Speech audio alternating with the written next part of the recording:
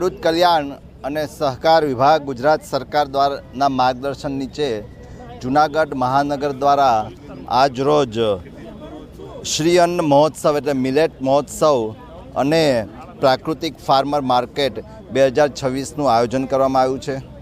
દેશના વડાપ્રધાન અને વિશ્વના સૌથી લોકપ્રિય રાજનેતા શ્રી નરેન્દ્રભાઈ મોદી સાહેબે કીધેલું છે કે શ્રી અન્ન એટલે કે મિલેટ્સ એટલે કે નાના ખેડૂતોની સમૃદ્ધિના દ્વાર। શ્રી અન્ન એટલે આદિવાસી સમાજનો સત્કાર અને શ્રી અન્ન એટલે કેમિકલ મુક્ત ખેતીનો આધાર। અને દેશના વડાપ્રધાન શ્રી મોદી સાહેબના પ્રયાસોને લીધે 2023ને વિશ્વમાં આંતરરાષ્ટ્રીય મિલેટ વર્ષ તરીકે ઉજવવામાં આવે છે। ગુજરાતના રાજ્યપાલ આદરણીય શ્રી દેવવ્રતજી દ્વારા પણ ગામડે ગામડે પ્રવાસ કરી અને આ પ્રાકૃતિક ખેતીનો સંદેશો આપવામાં આવે છે। ગુજરાતના મુખ્યમંત્રી શ્રી ભૂપેન્દ્રભાઈ પટેલ સાહેબે પણ ગુજરાતની જનતાને આજે પ્રાકૃતિક ખેતી અને શ્રી અન્ન વિશે સંદેશો આપ્યો છે।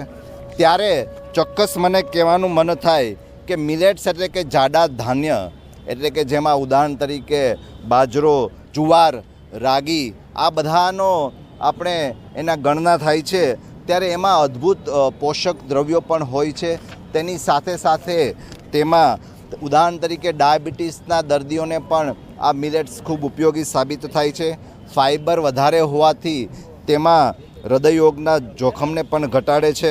ખનિજ તત્વો પણ વધારે હોય છે। પર્યાવરણ અને ખેતીમાં પણ એમાં ઓછી પાણીની જરૂર પડે છે અને ટૂંક સમયમાં પાક તૈયાર થાય છે અને જમીનની ફળદ્રુપતા પણ વધારે છે।